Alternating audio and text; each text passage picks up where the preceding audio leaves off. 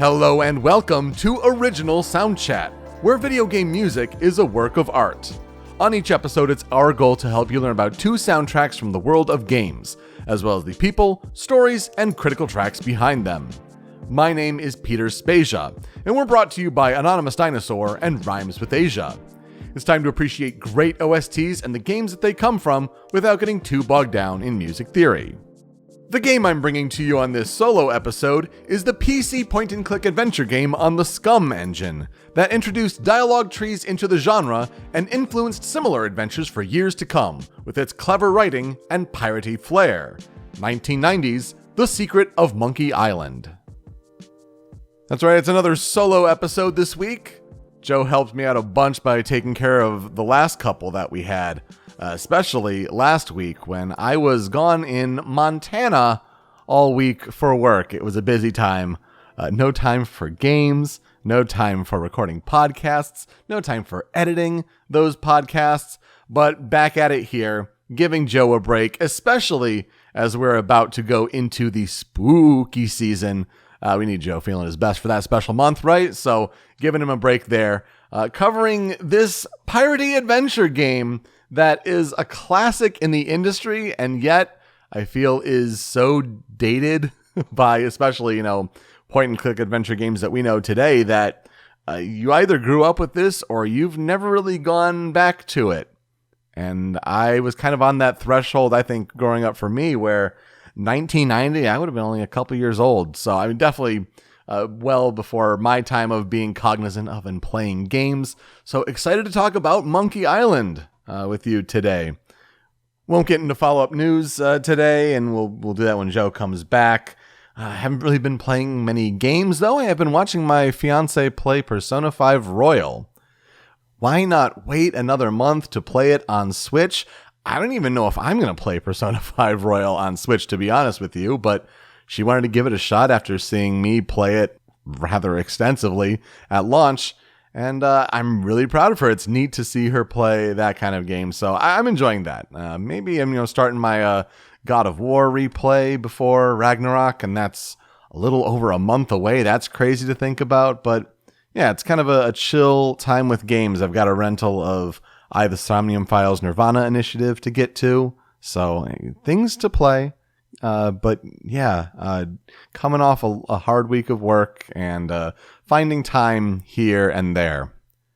So let's talk about The Secret of Monkey Island, which, yeah, I mean, the more you look into it and the more you research it, especially, me kind of doing bare bones, simple research from scratch because I didn't know too much about it. I've heard of the name. I've heard of Guybrush Threepwood, but did not know just how foundational it was, and certainly is one of those big ones in the early days of LucasArts adventure games.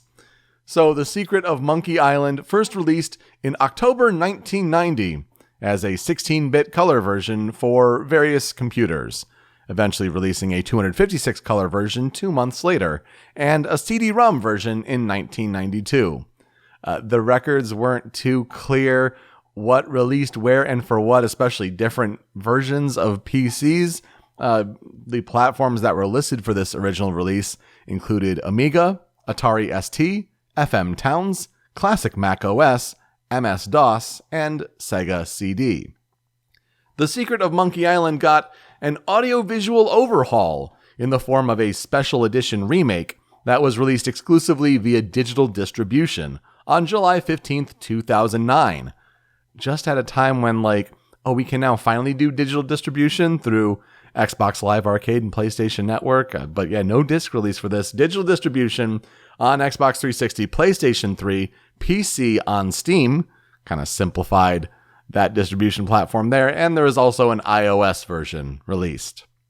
The game was developed by Lucasfilm Games, which became known as LucasArts shortly after. And it's self-published in North America. US Gold published the game in Europe, and the Software Toolworks published the CD-ROM version of the game at the time. LucasArts did handle the development and the publishing of the special edition, for what it's worth. The Secret of Monkey Island, what is it? It's a 2D, third-person, side-scrolling, point-and-click adventure game. You guide the game's protagonists through the world screen by screen, and have them interact with the environment by selecting from 12 verb commands. Apparently later versions would have only 9 of these, but these include talk to for communicating with characters and pick up for collecting items, in order to successfully solve puzzles and thus progress in the game. The game is considered to be one of the first to use a dialogue tree system to give the players options for how to converse and respond to other characters. The in-game action is frequently interrupted by cutscenes, and like other LucasArts adventure games, The Secret of Monkey Island features a design philosophy that makes the player character's death nearly impossible, which is different than the trial and error frequent death adventures of the time. The plot of The Secret of Monkey Island involves a young man named Guybrush Threepwood, and he arrives on the fictional Melee Island with the desire to become a pirate. He seeks out the island's pirate leaders, who give him 3 trials that must be completed to become a pirate. There's winning a sword duel against Carla, the island's resident swordmaster, finding a buried treasure, and stealing a valuable idol from the governor's mansion. Through all of this, Guybrush encounters the governor herself, Elaine Marley, and he is instantly smitten, while she soon reciprocates. However, as Guybrush completes his pirating tasks, the island is raided by the ghost pirate LeChuck and his undead crew, who abduct Elaine and then retreat to their secret hideout on Monkey Island. The big question here, can Guybrush Threepwood round up a crew and save Elaine from LeChuck? Here is where I would usually ask Joe, what are our experiences with The Secret of Monkey Island? But it's just me today. And I believe I have the special edition of the game in my Steam library, especially when, the cheap LucasArts bundles, came around, and it was easy to get, right? I had some familiarity, I think, with the overall look and the concept of the original Monkey Island. I think I maybe saw some people play it back in the day. Like, I look at the screen, it's like, oh yeah, that kind of looks familiar, but nothing I'd ever play myself. Although I did not know that it was so inspirational for adding the dialogue trees in games. Like, that's really interesting, huge for the genre, and that would obviously apply to other adventures, RPGs, and the like of the time. 1990, quite a time. And also interesting to think of, I know a couple themes from this game, despite, being the time of 1990 and the different MIDI formats that were available for the different PC platforms. There are certain melodies that stand the test of time as either an iconic series theme or a character theme that get brought forward into future games in the franchise, and just also through video game music lineage. So definitely a game I wanted to learn more about, especially as Monkey Island becomes relevant once again in 2022. So let's get into it. We have to talk about the SCUMM Engine first. SCUMM stands for Script Creation Utility for Maniac Mansion. And so the SCUMM Engine is a video game engine developed at Lucasfilm Games, of course later renamed to LucasArts, to ease their development on the 1987 graphic adventure game Maniac Mansion. The original version was coded by a man named Ron Gilbert, with some initial help by Chip Morningstar, aka Un-X-Man. Simply, it allowed designers to create locations, items, and dialogue sequences without writing code in the language in which the game source code ends up.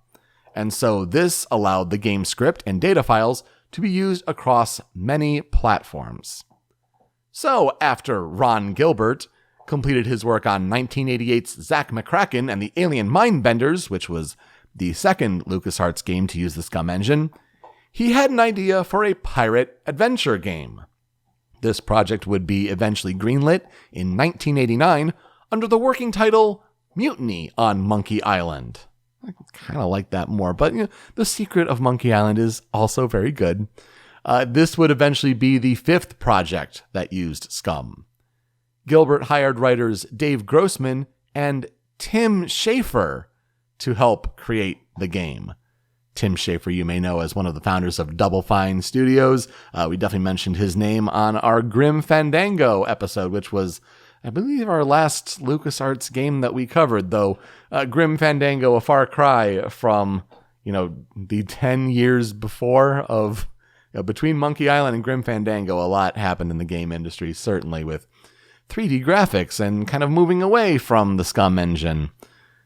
The inspiration, unsurprisingly, for the game's ambiance, its environment, came from Gilbert's favorite childhood amusement park ride, Pirates of the Caribbean. Yes, you can definitely see a lot of similarities, not only to the Pirates of the Caribbean ride, but kind of to the Pirates of the Caribbean Curse of the Black Pearl film. Granted, Elizabeth Swann isn't the governor of the island, governor's daughter, but there's a young man who wants to prove himself. I guess no Jack Sparrow character, but a ghost pirate's taking her to an island, and what could be done there? Gotta save the girl. It seems pretty standard fare in that regard. But apparently Dave Grossman said that Gilbert always wanted to, quote, step off the ride and, quote, talk to the people who lived in that world.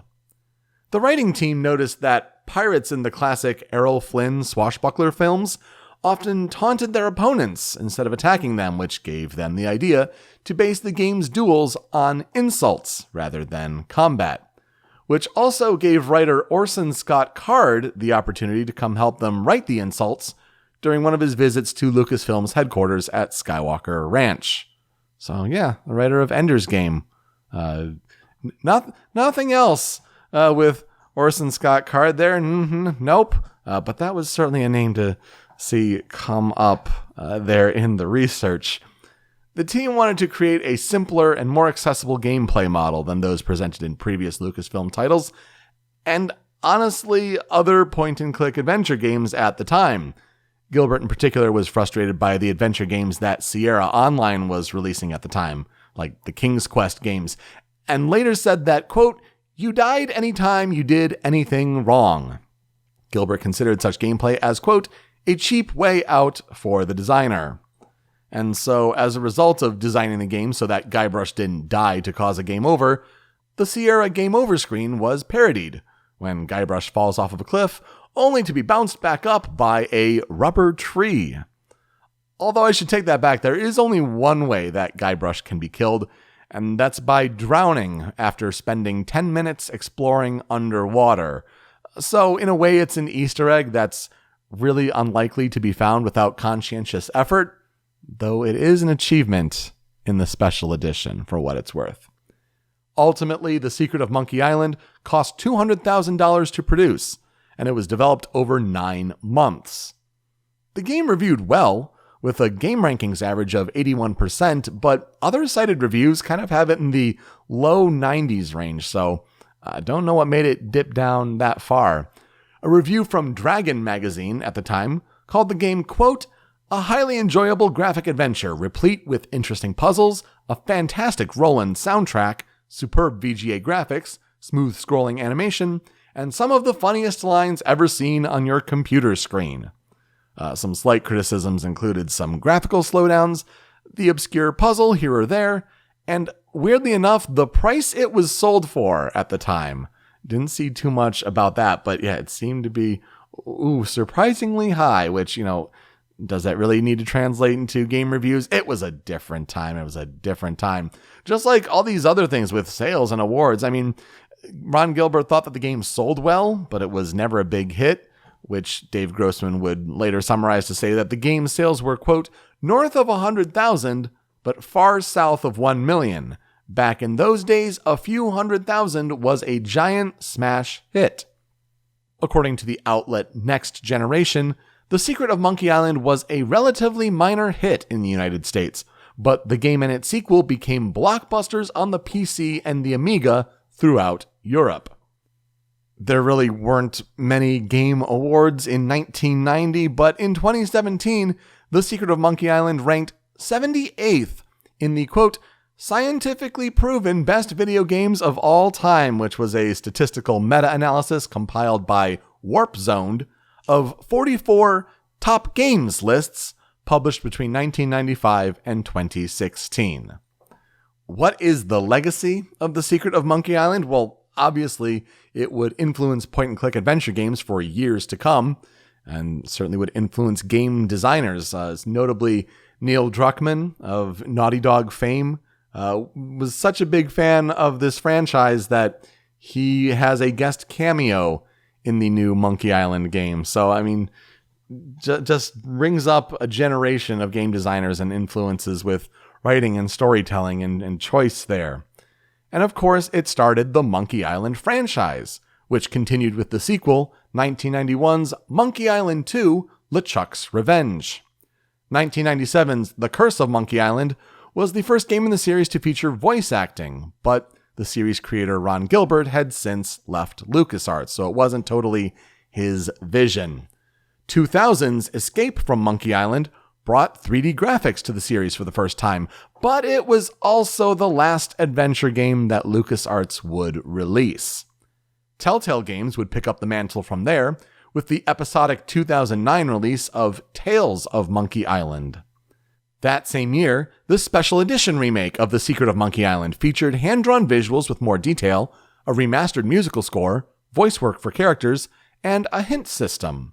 The developers included the function to switch between 2009 and original audio visuals at will. Always a good feature for those remakes if you can make that work.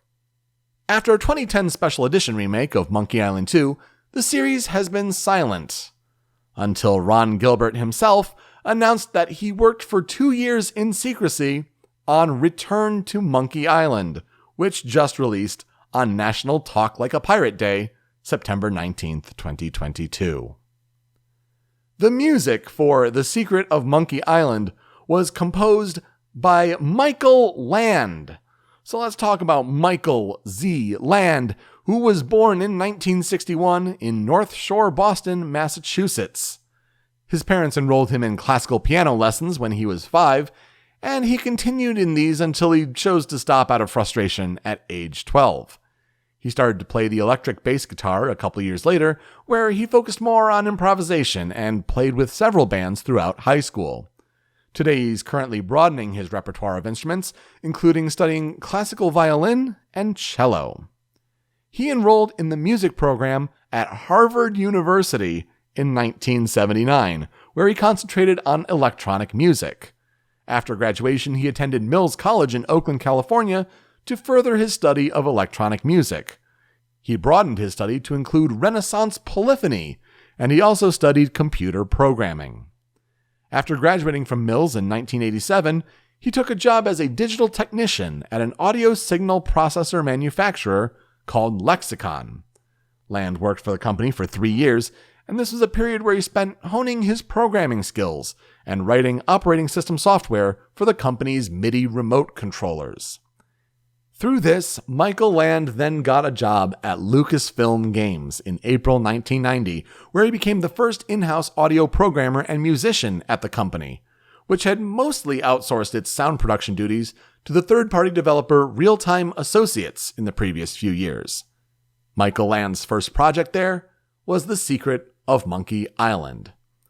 Beethoven is his composing hero, and he cites Jimi Hendrix's mellow style as having a great influence on his own music, and he claims that the Grateful Dead style is also deeply rooted in his own work.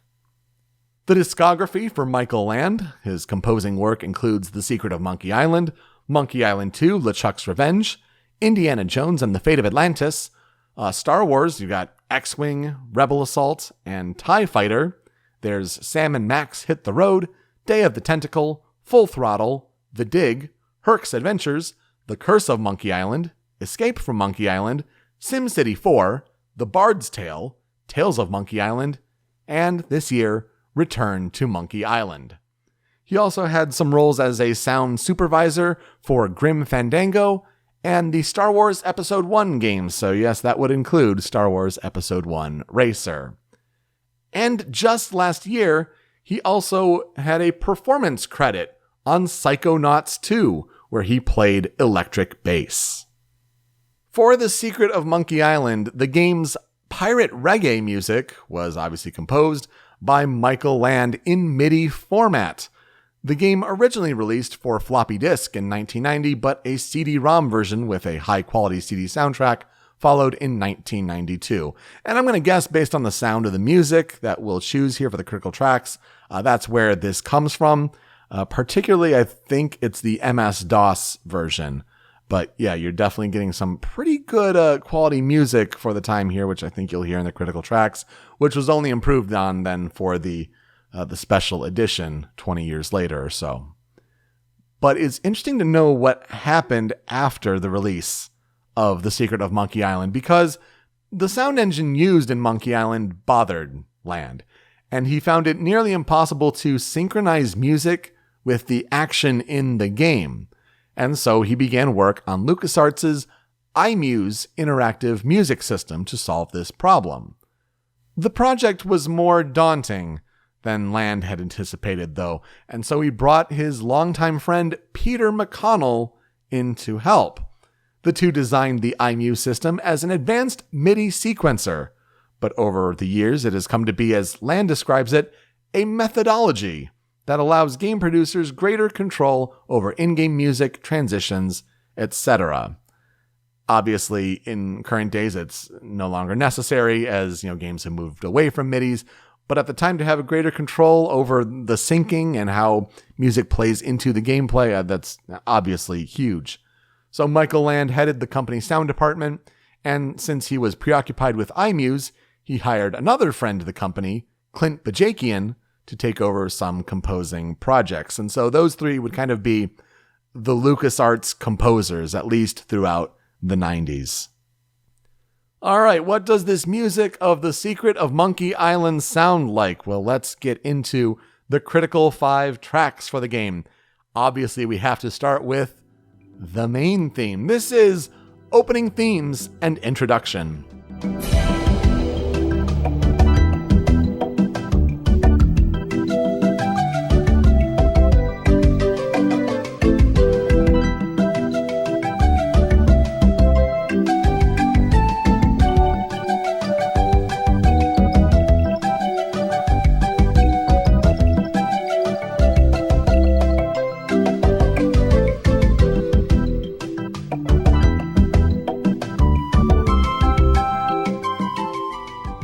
Just establishes that mood immediately so very well with this opening theme with the title splash and all when you get to the start of the game as you boot it up.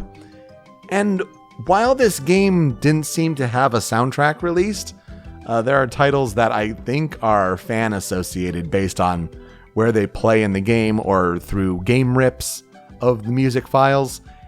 Interesting to note that when it says opening themes and introduction, the beginning of the game itself, where you're being introduced to Guybrush Threepwood, there's another music track that plays, and so it's kind of 2 tracks combined on one, which is a good theme and memorable on its own, but had to include this one because I feel like this theme is the one that stands the test of time, establishing it as the Monkey Island theme.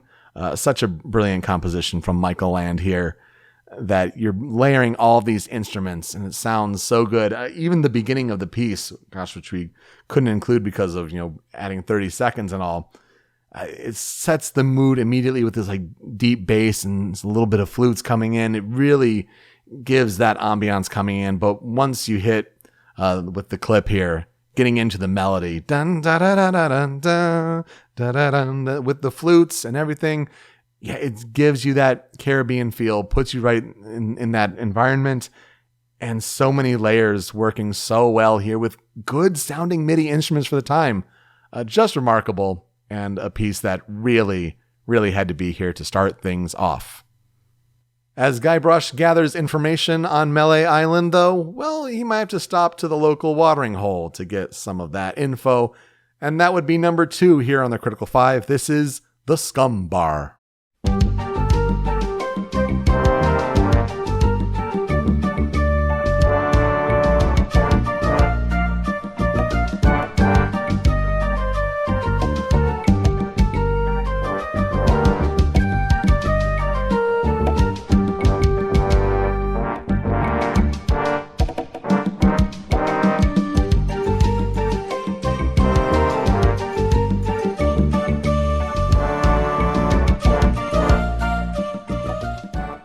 The melodic line almost seems a little reminiscent of the main theme, but loving the addition here of the brass in there, the deep brass notes, which again, trumpets, low horns can sound terrible on most midis, but here, especially in these lower brass notes, sound pretty good for this MS-DOS release.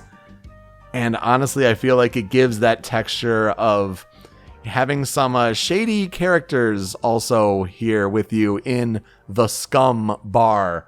One clever introduction, certainly a clever mix of the SCUMM Engine name into the game as a little bit of an inside reference there. Certainly not only, the hive of scum and villainy and all that from, of course, Star Wars, but, the double M, SCUMM, SCUMM, just a neat little homage there.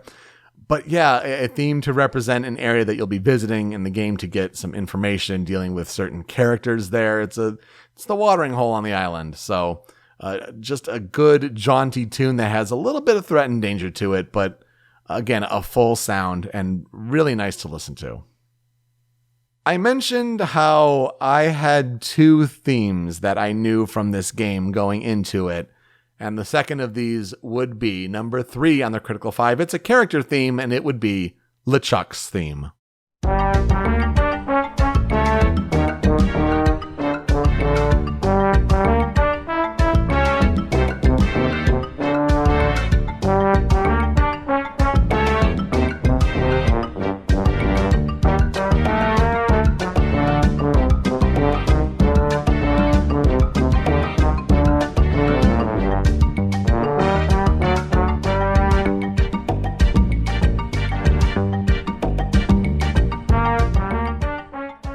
Now, I don't know where I heard this theme for the first time, but certainly like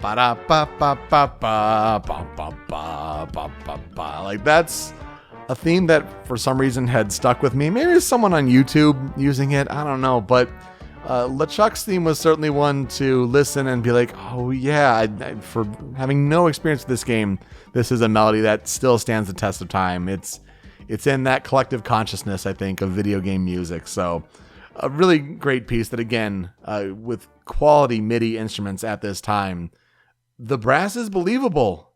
It does, yeah, it obviously sounds like a MIDI brass instrument, but not to its detriment.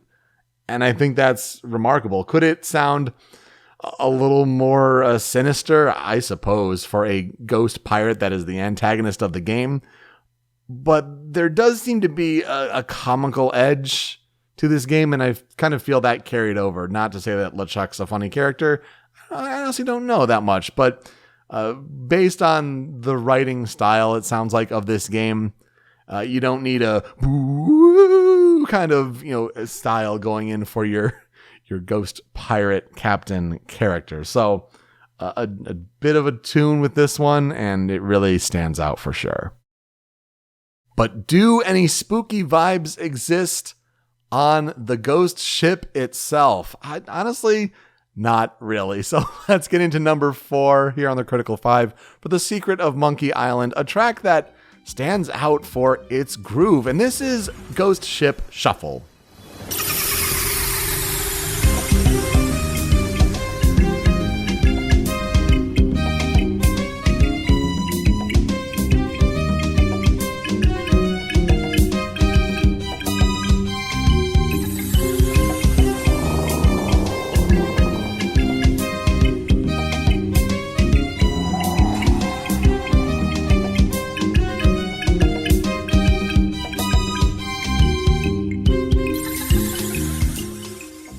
I find this piece remarkable to listen to, not only because of some of the instrument choices, like the little at the beginning, it almost sounds like ghosts laughing. That's a really good replication of that, especially with the instruments given at the time.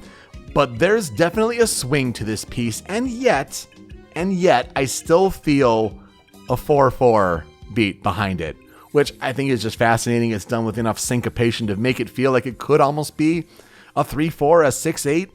But no, you kind of mark it out. There's definitely a 4/4 going on behind it. And it's really, really interesting. I feel like that's maybe the disconnect there that when I listen to this, because It feels like it should be a swing, but yet there's still a straight beat to it. And it's so cool to listen to. Apparently, while this does play in the Ghost ship, you don't get to listen to this piece all that much, which is kind of a shame. But yet, so maybe I was like, oh, do I put it on the cutting room floor? No, this sounds so good. It's so interesting musically, and I just love the vibe it's giving off. We will wrap up the Critical 5, though, with the emotional core of the game and a youth trying to find adventure but discovering love along the way. Well, this theme makes sense to be here wrapping up the Critical 5 for The Secret of Monkey Island. This is Guybrush and Elaine.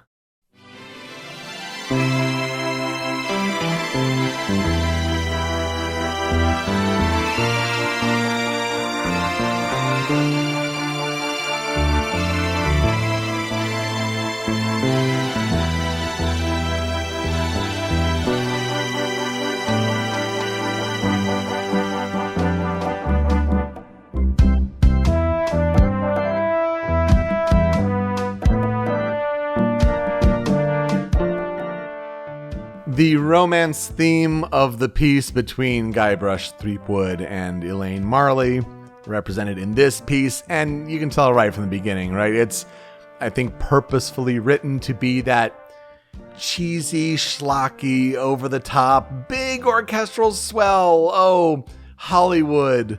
Just kind of how we've imagined that, oh, darling, to kind of be played out. And so that's, I think, done effectively. Here with these MIDI instruments, transitions to a bit of a slow reggae swing for what could be seen as an Elaine theme. I think in my research, I kind of read that she gets a more updated theme as she becomes more her own character in future games. But to start out, especially in the time in 1990, where we're kind of telling, in a way, rudimentary romance stories as kind of, main plots or subplots in games. Yeah, this makes sense. I don't think it's the best track on the soundtrack, but a good one to wrap it up and have it be the romance theme, the love theme, the emotional through line of the game. Makes sense to have it be here to wrap things up. On the cutting room floor, to have a couple more tracks, I have two, and the first of these is Melee Island.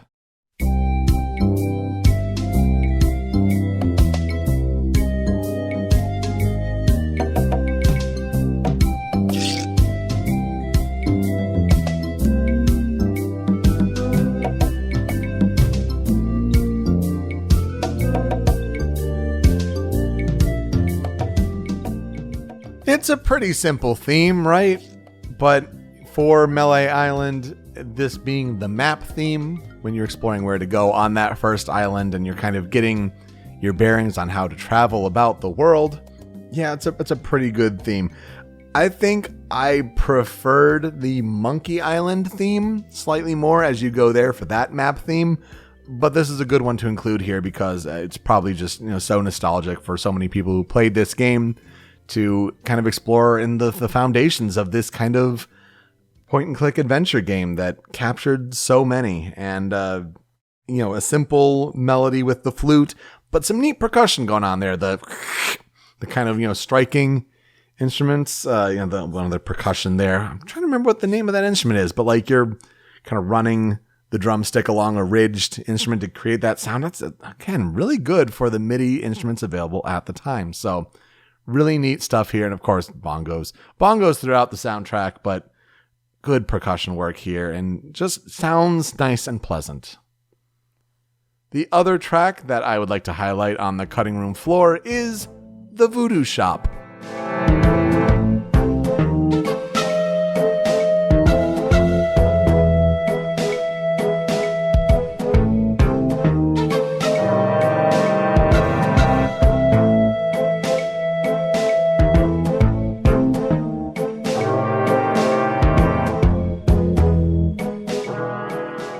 Love the dark, swanky vibe here with the bass going, the more accented pan flute going.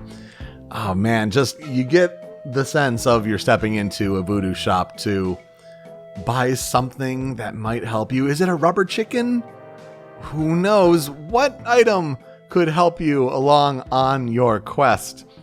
So just a really neat piece, I think, to wrap things up. Just gives you a really good sense of the atmosphere of the environment you're stepping in.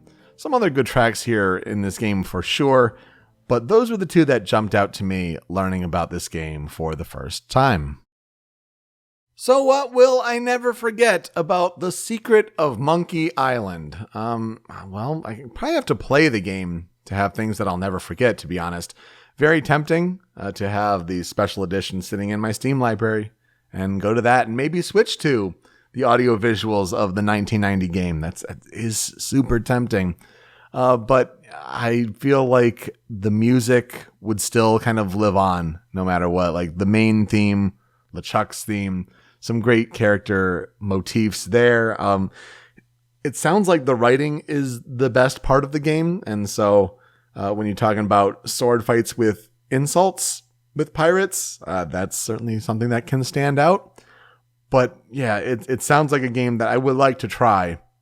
But if you are interested in doing so, I feel like it's something where a lot of adventure games, especially point and click adventure games, have come a long way since then and learned from and been inspired by The Secret of Monkey Island. So if you're okay with taking a step back in time, this sounds like it could be a game for you. So overall, a neat game to include for a solo episode, The Secret of Monkey Island. I don't know how it would have paired with what Joe had to talk about, but maybe I'll have to save that one for another week. And we'll hopefully be back with both of us next week to talk about another pair of games in spooky season. I know it's the time where he talks about horror games. I don't. I'll still be bringing that other kind of different genres out there to pair weirdly and strangely. Oh, especially looking at the game he's going to talk about next week. Oh, I don't know. It's going to be a weird theme to somehow pull out from those two games. Anyway, that will do it for us this week on Original Soundchat. You can find me on Twitter at PeteSpeakeasy. Joe is over at StringPixel. The video version of the show is on the Rhymes with Asia YouTube channel, but it's that MP3 podcast version that you want, and that's hosted by Anonymous Dinosaur at anondino.squarespace.com. That's where Joe's other podcast, Smasher Pieces, is hosted. And you can find Original Soundchat and Smasher Pieces wherever you get your podcasts. Apple Podcasts, Google Podcasts, even on Spotify, where we have a feed of podcast episodes, but also a playlist of songs where if we talk about a video game track and it's on Spotify, it's getting added to this big playlist. Nothing added, unfortunately. Nothing on Spotify from Monkey Island. That's a shame. Joe's game would have been there. Well, maybe he'll bring that one to the show eventually. We'll see. When you're done listening, you can find the show on social media at Soundchat OST. Give some feedback for us, how are we doing with these episodes, but also leave some suggestions for games to talk about in the future. And if you want to contribute to the show in a very direct, concrete way, we are running our Best of 2010s fan feedback surveys. So basically, you go to the pinned tweet at Soundchat OST for our Twitter account there. And you'll see at the top of our account a thread of Google Docs that are essentially for each year, 2010, 11, 12, and so on. We're kind of slow rolling them out. We're up through 2012 as of episode release. But basically want to get your feedback on, out of the games we list there, what are the top 5 soundtracks for that year? We'll collect that all together for each year and kind of collate it on down into the best game soundtracks of the 2010s. And of course, it also gives you an option. If we forgot anything for any of those years, you can recommend something that we missed as well. So a way for you to help out with this monstrous task that we hope to do for our 200th episode. Who are we talking about next week on the show? Joe is going to be talking about Stuart Chatwood this week, but we'll see if that just gets moved to some other week, or does he do it next week? Or does he stick with the initial plan of talking about Nikita Kryukov? I will be talking about Neil Acree. All right, to play us out, we like to highlight a fan cover, fan remix of one of the songs that we've talked about, whether it's on YouTube, OC Remix, wherever. Obviously, OC Remix would be a fertile place for The Secret of Monkey Island, but yet YouTube allows for some interesting collaboration, for getting many different live musicians together. And so the Game Brass on YouTube brought in Disco Cactus, which is another collection of game music arrangement musicians, and all of them together provided different instruments for their arrangement of the opening theme to The Secret of Monkey Island. It is just a delightful live musician performance, and I really enjoy it. Hope you do too. Thanks so much for listening this week on Original Soundchat. We'll see you next time. Take care.